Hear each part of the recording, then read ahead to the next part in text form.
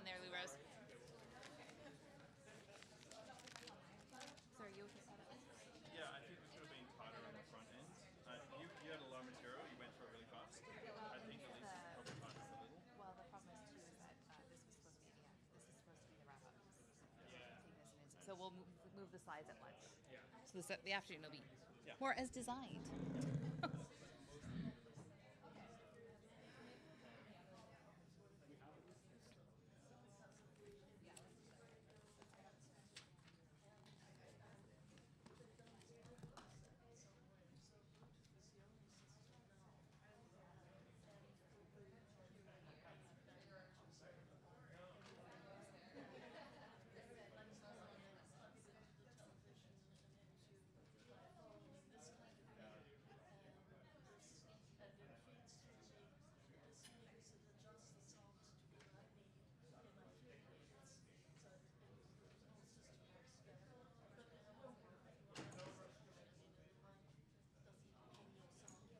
I'll get started.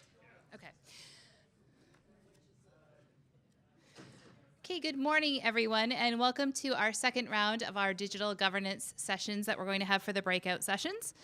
I'm Christina Verner. I'm the Vice President of Innovation, Sustainability, and Prosperity at Waterfront Toronto, so I'm happy to be here and hosting you in the room today. We're joined with a different kind of composition of group of folks here to help us with this session because it is a bit of a unique conversation. We have facilitators on site here with Mass folks, if you can raise your hands. Great. And then we also have some folks here from Mars. Martians, if you can raise your hand. And Mars will be helping us with our activity a little bit later on about the data use cases that Sidewalk Labs will be talking about. So our session hasn't quite restarted back here. Let's just go back, sneak peek of what's going to happen. Also, just so you're aware, this session will actually be audio recorded so that you'll be able to listen to what has been said, and it will be matched with what's being shown on the screen. So if you don't want to necessarily have your voice recorded, please, when we do the report back, maybe don't take the microphone and report back. So with that, I am going to invite Adam up from Mass to go over our flow for the session. Thanks. Okay, so we've got about 40 minutes or so. Christina's going to give an update on sort of Waterfront Toronto's criteria and what they've been hearing and what they'll be looking for. And then we've got Elisa, Harvey, Dawson from Sidewalk Labs, who's going to talk about some of the ideas to respond to that, as well as the Civic Data Trust. And then we're going to get into these kind of table discussions about some of the ways that data could be used in this sort of context, and kind of have a discussion about, whether that makes sense and in what cases it might do. And so Alex from Mars will lead that discussion, and you'll hear back from me at the end for that sort of report backs. So that's the plan. Christina, want to get us going? Great. Thank you so much. So Meg started to tell you a bit about our implementation requirements of what we're going to be looking for when the Master Innovation and Development Plan is coming forward from Sidewalk Labs. So I think there's some important context with regard to how these objectives are being developed. And in part, it's partially with what Waterfront Toronto's role is in this process. We are clearly not the vendor that's providing solutions, but we also aren't government who is actually the regulator of a lot of these spaces. So we're working very closely with governments as well as with other not-for-profits to think through these big questions that we're all facing as a part of this project. Historically, smart cities have had a bit of a policy frontier that's been a bit rugged, if you will, for about the last 20 years. So it's really interesting that this project gives us an opportunity to think through these challenges in a very meaningful way. So when Sidewalk brings us their proposal, these are the key things that we've already articulated to them that it must have and must reflect. And you'll notice in Elisa's slides that they're starting to actually bring that in and reflect it back to us already. So first and foremostly, we do see this as an opportunity to help set a new global standard in terms of data governance. We are requiring that Sidewalk Labs complies with or exceeds all existing regulations within the Canadian context that apply to Quayside. There needs to be methods and practices that provide meaningful consent, and on the flip side, opt-out opportunities for data collection that may occur on the site. Data minimization is something that we're also going through and talking with them about, and you'll see that as part of the use cases today, that they only collect and use the absolute minimum amount of data that's required for any specific use. Data collected can only be used for the initial purpose that's identified, and any additional uses would need to actually get consent reasserted. And this goes back to a bit like a research ethics kind of approach that you would see at a university where data is collected for one purpose. It can't actually be used for a secondary purpose without consent of the folks that are involved. Data security and privacy, full compliance with all laws pertaining to privacy that apply to Quayside. And there's different privacy laws that actually come into play, whether you're a public actor or a private actor, but all of those laws need to be adhered to. A commitment to not share or link personal data with third parties, including other alphabet companies, for example, Google, without user consent. Data cannot be used for advertising purposes. Privacy by design needs to be embedded in all of the solutions that are proposed.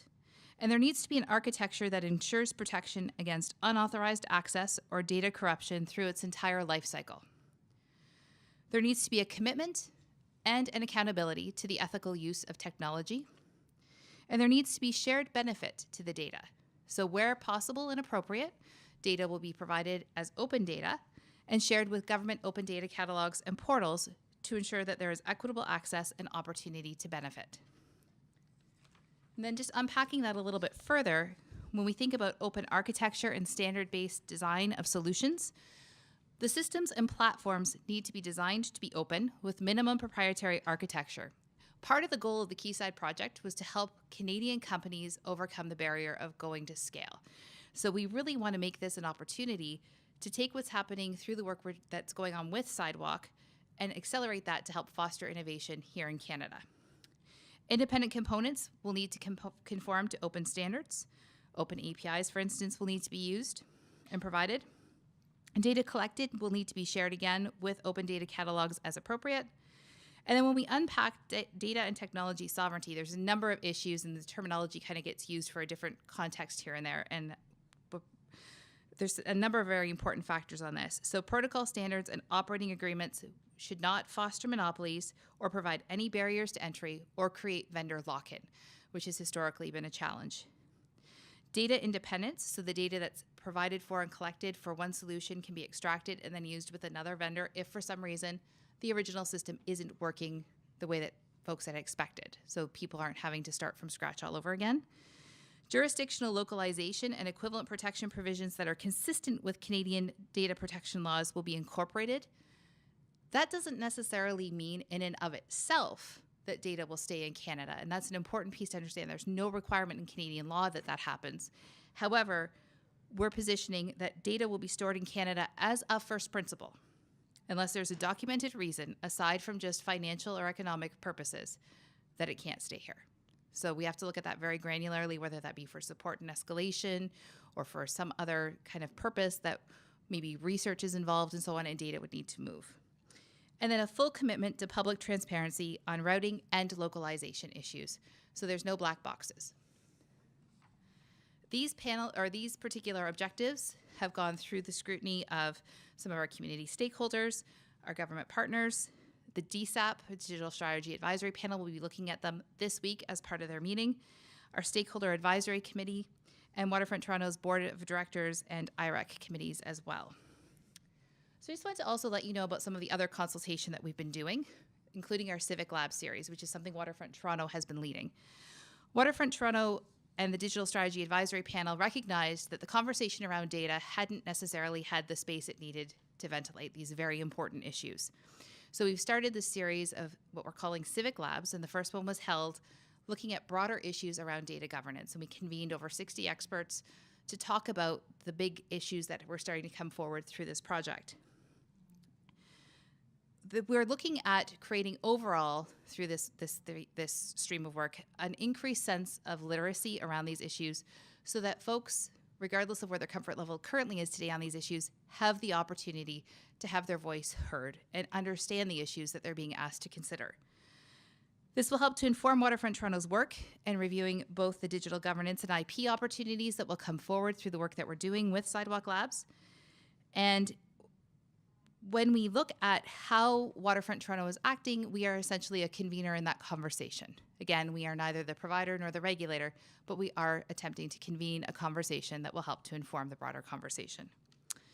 So again, the Civic Labs are a forum for subject matter experts and advocates to share advice with Waterfront Toronto about the issues that are coming forward for Quayside. And really, we had a series of presentations from subject matter experts, academics, from government, and so on, and then asked 3 very simple questions. What issues would you like to see Waterfront Toronto reconsider as it reviews the digital proposals related to Quayside? How do you think Waterfront Toronto can best determine what's in the public interest when dealing with opportunities and challenges that are associated with smart cities? And do you have any other feedback or advice related to smart cities that you would like to share? So here's some key highlights. There is a call for long-term sustainable data governance, where Waterfront Toronto needs to explore strategies to ensure there's a long-term data governance model in place. This will clearly involve working with governments as well. Individual and collective privacy, which was a fascinating conversation around the fact that we talk a lot about individual privacy, but when you start to look at groups of individuals and how they function and move throughout this community, what are the impacts on those aggregated larger groups? We also had a conversation around de-identification and how that may come into play here at Quayside. Leveraging others' experiences and seeking their advice. There's some great work that's been going on over in Europe. Barcelona is a stellar example of some of the advanced thinking that combines sort of digital governance and digital democracy. And how can we learn from that into the Quayside context? Enhancing democratic institutions and service delivery to all groups. The role of the need for broader education about these issues. Developing a digital strategy for Waterfront Toronto that is grounded in first principles, and you'll hear more about that from us in the new year. A more detailed, grounded, and concrete discussion about digital issues. It's hard to talk about these things in abstract, so things like these use cases today will help to actually bring those conversations to a place where there's something tangible to play with and think about. A connection between data and algorithms. It's not just about the data, it's what we do with the data and the biases and so on that can be created from how we actually work with that data. And it's important that those are transparent and we understand the consequences of the processing of the data. Not putting the cart before the horse. Interesting conversation about solving problems. Does technology need to solve the problems? Are there other ways? Have we looked at those? I mean, the biggest part of data minimization is not needing to collect it at all. So are there ways of actually thinking these things through in other ways? And then there was some general advice and feedback about the process and the cadence of the process and so on. So we've heard those. There's a report out from the Civic Labs as well as some data sheets that we've created about these issues that are intended for more of a civic literacy component on our outreach as well. So future Civic Labs are going to be scheduled. There's no specific number of them. There will be as many as there needs to be until we actually feel like we've heard the voices that are around the table. But some of the topics are intellectual property, data monetization, the Civic Data Trust, which is some work that we're doing right now with Mars, and we look to have that Civic Lab in January, and digital justice issues. The next Civic Lab will take place in January, and we'll have more details about that. And we'll continue to use the sidewalk proposal as a bit of a lens to help actually bring these things to life and to help people actually have some practical experiences to work through these challenges as well. And with that, I'm going to hand it over to Elisa Harvey Dawson to talk about how Sidewalk Labs is responding to these expectations that we have painted. Elisa? Thank you, Christina. So I'm Elisa Harvey Dawson, and I head up legal and digital and data governance at Sidewalk Labs, which includes privacy and all of the great topics we're talking about today. One of the key things that we wanted to do today was we wanted to start to immerse people in use cases so that it could better frame these abstract principles, because we understand that without context, it's really hard to judge and evaluate. So let me give you just sort of a little bit of a backdrop as to how we got here and what Sidewalk Labs has been proposing. When we started, the whole conversation for us was not about how can we use data, how can we use technology. It was how can we use innovations in buildings and new approaches in sustainability to better people's lives. You know, the conversation was always grounded in, we're doing this for the benefit, at the end of the day, of improvements to people who live in cities. And when you think about that, you think potentially data, information could aid with that. But if it doesn't, then we shouldn't be using it. And that is sort of our foundational principle. We are not here tech for tech's sake, data for data's sake. We say it over and over again, and not just to say it because it's true. And so whenever we start any of our sort of approaches or think about it, we think about it from that context of, why are we here? What are we trying to achieve? What are the things that can be useful? Timber, not data. That's useful, that's helpful, that benefits society and economics. So that's the groundwork. And as we started our project with Waterfront Toronto in particular, we also started listening and hearing. Our whole process is about getting feedback.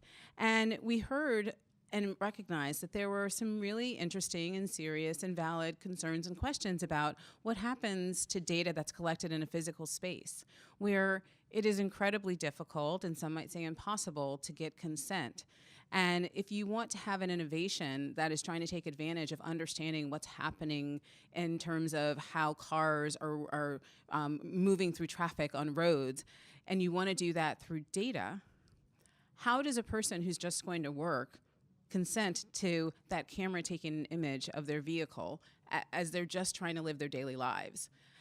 And just because you can't necessarily get that consent, we should be thinking about better ways of actually enabling the community to understand, to have transparency, to make companies and businesses and governments accountable to that activity, so that you can actually utilize what you want to, the good part of the data, without impinging on people's personal privacy. So that is, you know, all with the backdrop of how we came to the process of a data trust.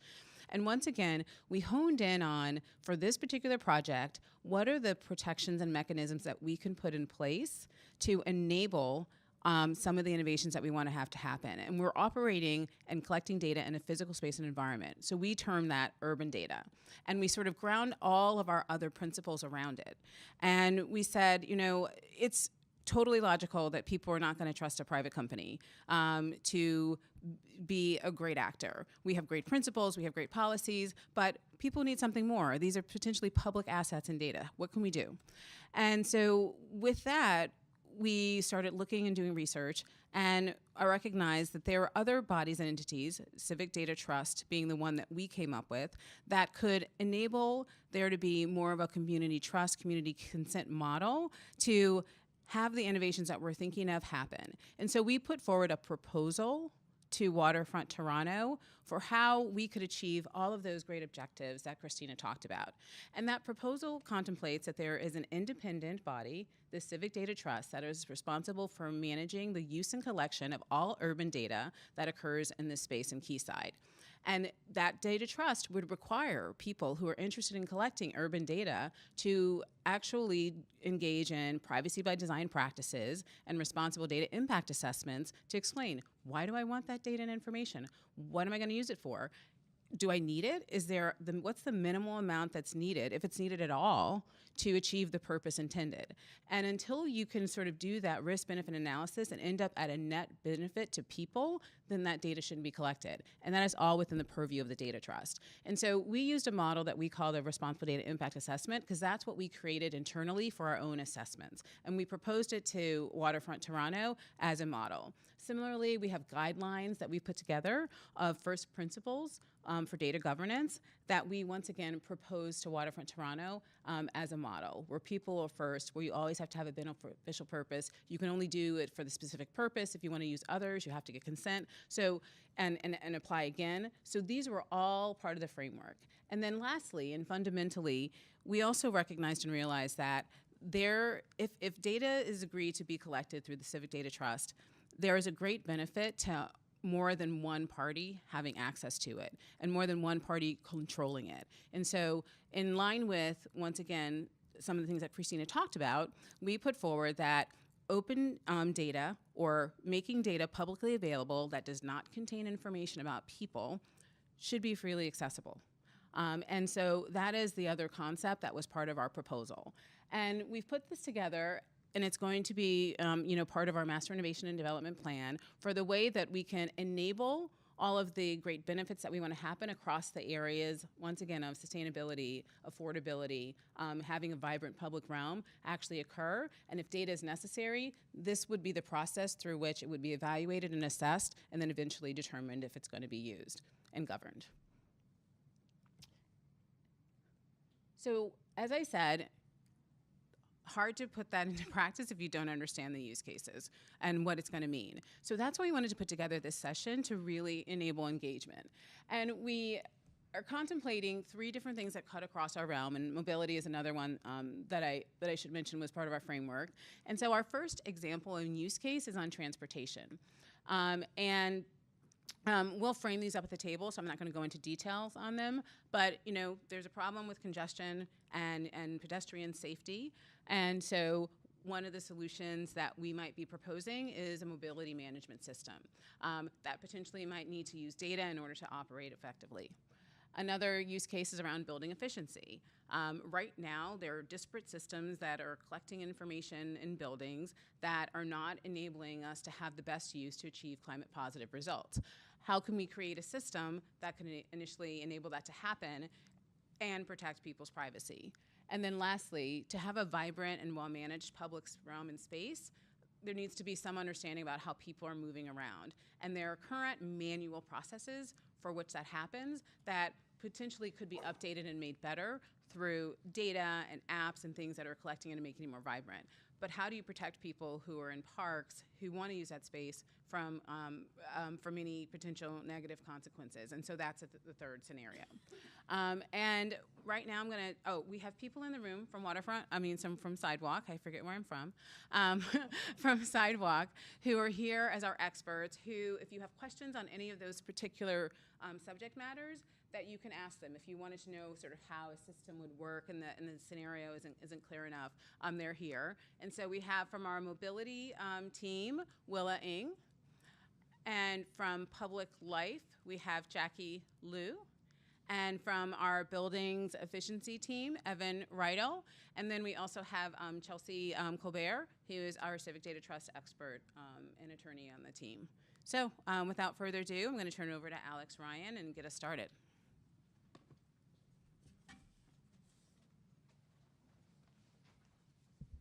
Thanks very much. So I'm Alex Ryan from Mars, and we've put together a little activity here so that we can hear the feedback from you. So as Elisa mentioned, we have these 3 use cases which give you specific kinds of ways that data could potentially be used in the Quayside plan. And so if you look at your table, you'll notice that you have some handouts and a little tent, and that tells you what table you're at. You've each got one specific use case to discuss, except for the back center table, your special. You have a mixture of all of the use cases, so you can draw across all the different possibilities. What we're going to do in this use case, your table facilitators will explain it to you, but basically there is a canvas, and for each of on the sheet, there are a number of proposed beneficial data uses, ways that we think that you might be able to create public value. You're going to go through an exercise of kind of deciding where they sit on the canvas. Is it a yes, you're willing to share that data for that beneficial purpose? Is it a no, that you don't want that data shared for that particular use? Or is it a yes under certain conditions? That's the yes if option.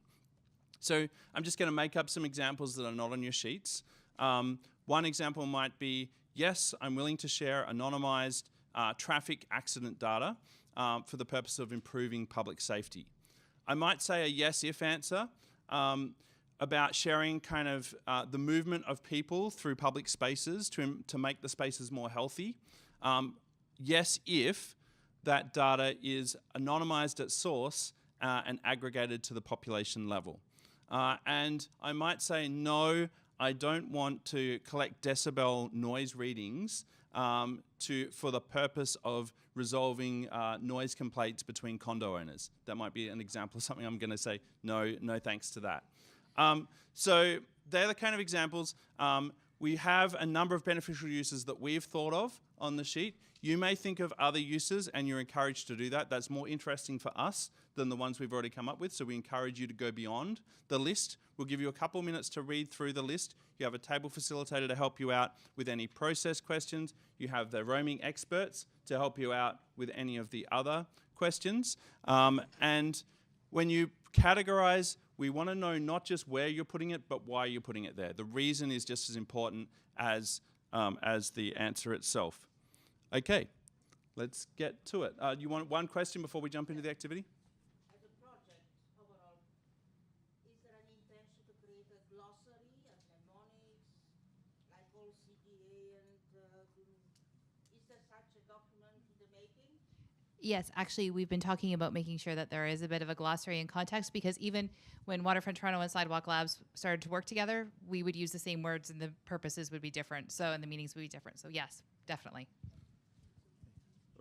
But let's just take one more question, because I really want to give people the time to have feedback in the scenarios. I guess my question is, I'm an intellectual property lawyer. I've been doing this for many, many years. I give you guys top marks for looking into all these issues. I give you an F for communication. I think that a lot of the storm around these data privacy issues arise because your PR has been terrible. If you had said in Jesse's presentation or earlier what it is you want to do, what do you think you could do, and get that out into the general publication, a lot of problems would have been solved, because people don't know what you are even thinking of, and that means that all of these discussions around data have become hugely fraught and difficult because you're talking gobbledygook. I understand 50% of what you said. I bet even most people here understood 10%, and that's a problem. I think you have to be better at communicating what you want to do, what you'd like to do, and some of the issues. I think that this idea of having case studies makes total sense.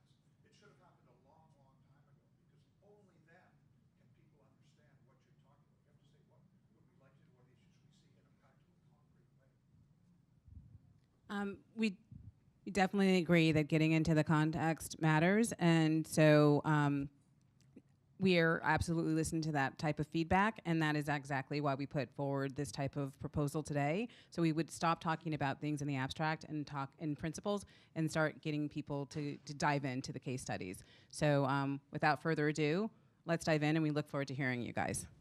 Great, let's get started.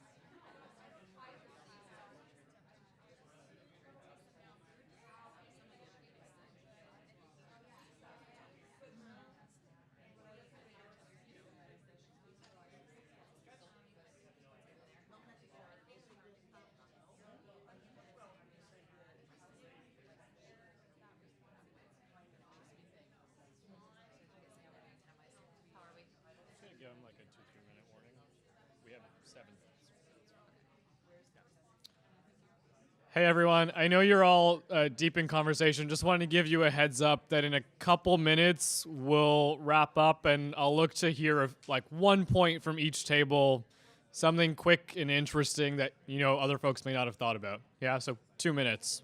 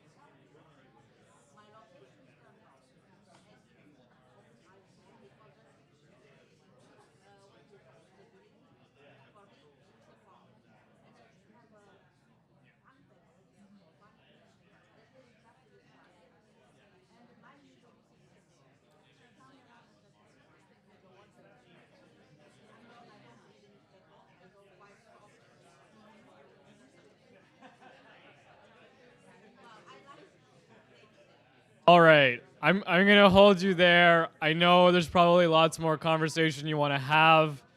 If you are so keen, you know that we're continuing this after a quick break for lunch. But are there any tables who have one idea and maybe a 30-second punch that they want to share? Otherwise, I will maybe nominate people from tables. Okay. Do you have someone who might want to share? We're just looking to hear. Okay, so I know you're all continuing to chat, and I know there's lots to get into, but I do want to just get a quick sense, like one idea that was interesting from your table that perhaps other tables haven't thought of, or something that came up that you all kind of agreed, yeah, this is important. Cool. Okay, someone's gonna get us started, and we'll hope to hear. So use the mic closely.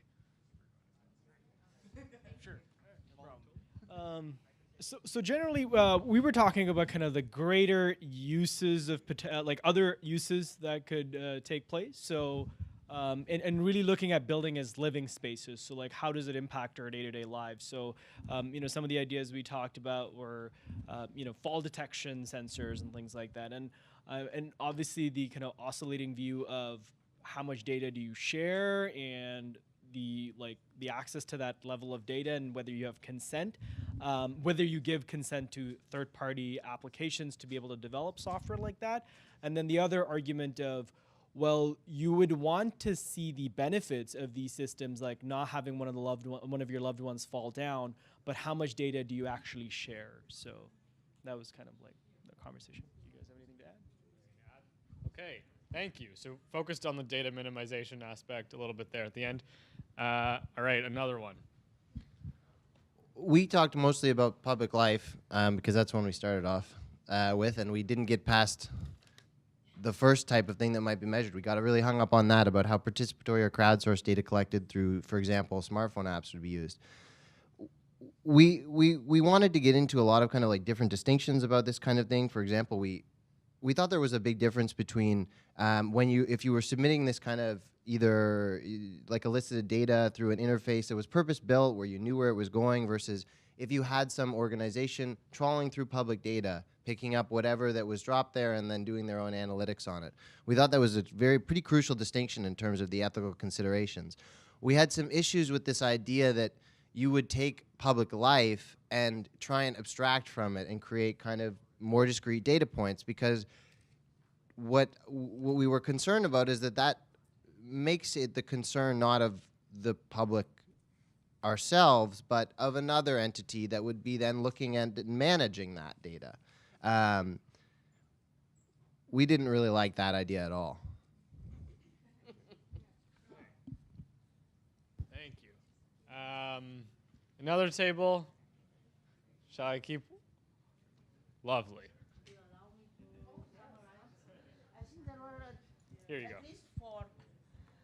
And there was a concern about, not a concern, the argument that data already exists for transportation. It exists, Ministry of Transportation exists 407, highway, the license identification, number 1.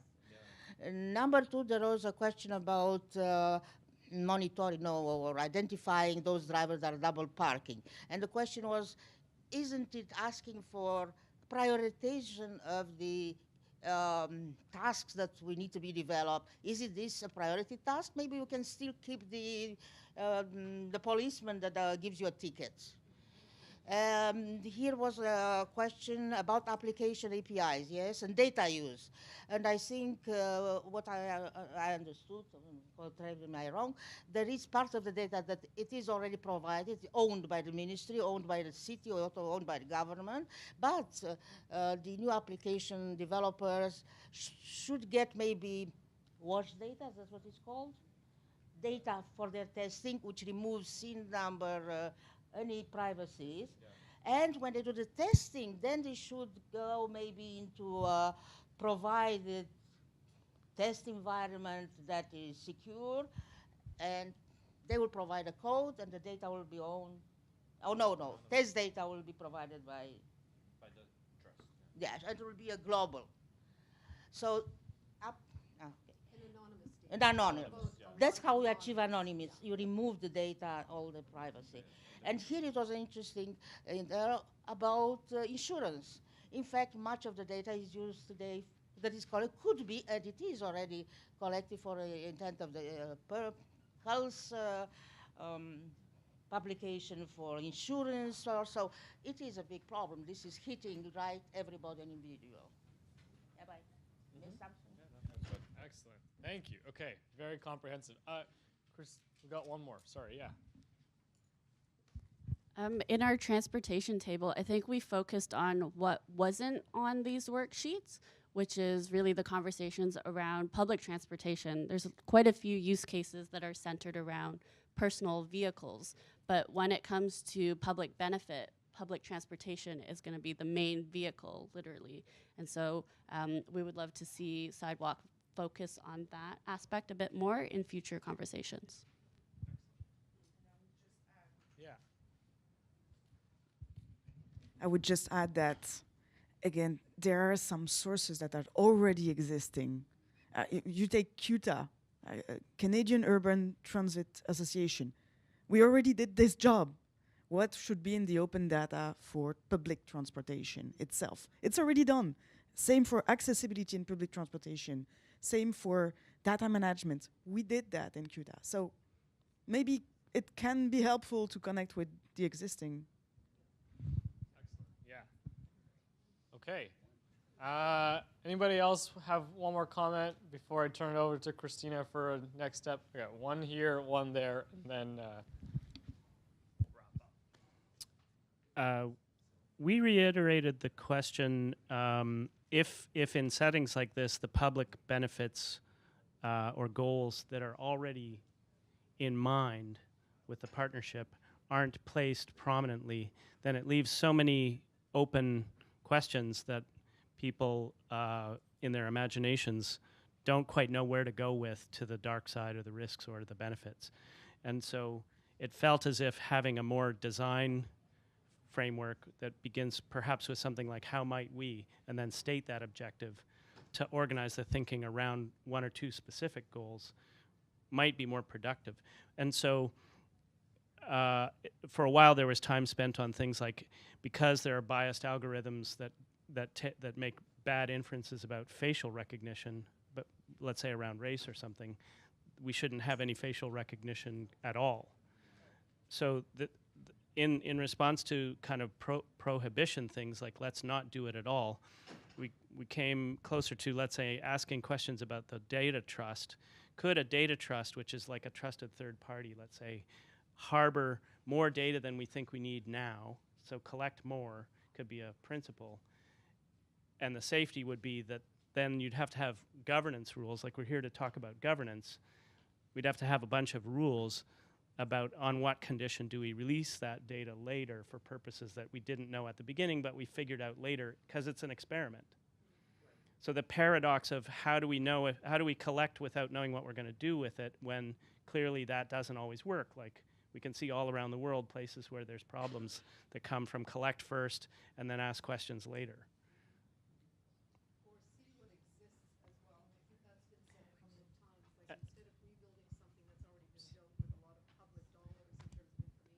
There were also some just plainly helpful things, like we're talking about bikes and vehicles, or bikes and cars, but what about scooters? So niches that aren't being filled that could actually be very well populated, because if the system doesn't see it, it would fall between the cracks. So figuring out what to collect from is a craft piece, but the governance issues seem to be more interesting. Okay. I should also clarify, these are just some general ideas of what could happen. I'm going to give this gentleman the last word and then ask Christina to wrap up because we're a little bit behind. But Thank you. So our table was looking at building efficiency, and our feelings fell predominantly in the yes-if column. So we saw desirability of being able to self-monitor consumption, impact on the environment, the potential to do things for the greater good in terms of greenhouse gas reduction. Our thinking was we would want, as unit holders or office dwellers, to have controls over exactly which signals were being submitted, and to ideally be able to obfuscate or aggregate. So one example we talked through, wouldn't want the pharmaceuticals I was consuming, something like antidepressants, to be reported up into the sky, but might be a good thing to have it signaled that something toxic was coming out of my unit that might be polluting the lakes. So this notion of having the sensors there to capture these things, but retaining very localized control and cleansing the data before it was all being submitted up to some centralized master facility that created greater risk. okay, thank you very much. Well said. I know you've been scribbling notes, Christina. Maybe you'll tell us what happens next. Great. Thank you so much. So thank you, everyone, for your contributions to this session. We're going to gather up the papers that were on the table, and those will help to inform the report out from the roundtable session. That will be coming out in the next few weeks. We are also going to continue to have our Civic Labs series through Waterfront Toronto. So there's actually an email address, civiclabs@waterfronttoronto.ca, if you'd like to be kept apprised of when those are happening. And please look for the report out from the Civic Labs, as well as the tip sheets that we have around some of the civic literacy issues that we're seeing around data issues. And I just want to wish you all the best for your next roundtable conversations. And thank you again for your contributions. Have a great day.